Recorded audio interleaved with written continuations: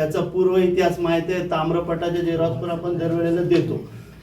गेल्या वर्षापर्यंत आणि ह्या वर्षाचं जी आपण ही पद्मावती देवीची माहेरची साडी अर्पण करायचा कार्यक्रम करतो त्यातला प्रमुख काय फरक आहे ते फरक मी फक्त तुम्हाला सांगणार आहे डिफरन्स. तर आम्हाला दरवर्षी अशी विनंती करण्यात येत होतं की आपल्याला जाण्यात येण्यासाठी खर्च साधारणपणे 8,000 होतो, पण फक्त केवळ साडीसाठीच 9,000 एक्स्ट्रा द्यायचं.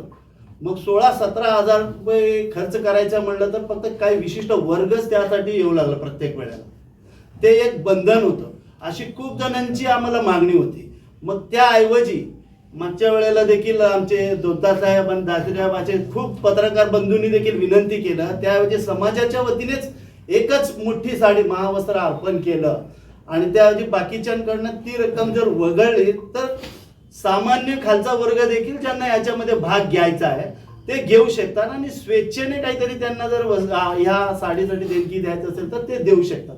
अशा पद्धतीने तुम्हाला काहीतरी करता येतं का याचा विचार करा म्हटल्यानंतर आमची मागच्या आठवड्यात रविवारी बैठक झाली. त्या बैठकीमध्ये आम्ही सर्व विश्वस्त चर्चा करून त्यामध्ये आमचे ह्या संस्थेचे प्रमुख अर्चक आमचे पंडित वेणुगोपाल जिल्हा साहेब या ठिकाणी ह्यांना त्याचा पूर्व इतिहास आहे. त्यांना पूर्वीपासून ते हे जे यात्रा वगैरे आहेत ते त्या पूर्वीपासून करत असल्यामुळे त्यांना त्याचा अनुभव देखील आहे.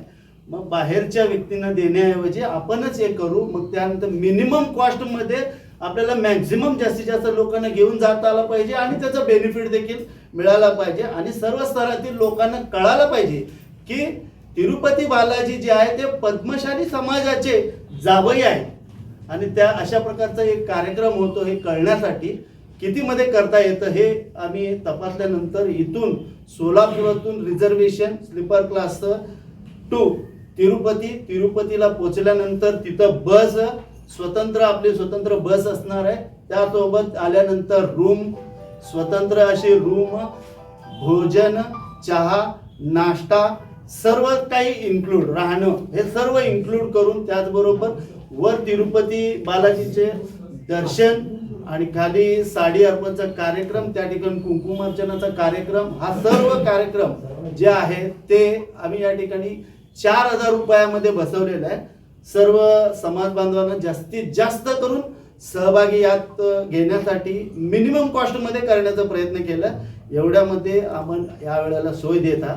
मग त्यासाठी एक महावस्त्र जे अर्पण करणार आहे देवीसाठी ते आपल्या समाजाचे पश्चिम महाराष्ट्र पद्मशाली संगमचे अध्यक्ष आणि रुग्णालयाचे डायरेक्टर डॉक्टर सूर्यकुमार कोटे यांनी 51,000ची साडी स्वतः देण्याचं या ठिकाणी त्यांनी ठरवलं आणि ते प्रधान यजमान म्हणून या ठिकाणी ते स्वतः देखील उपस्थित राहणार आहेत.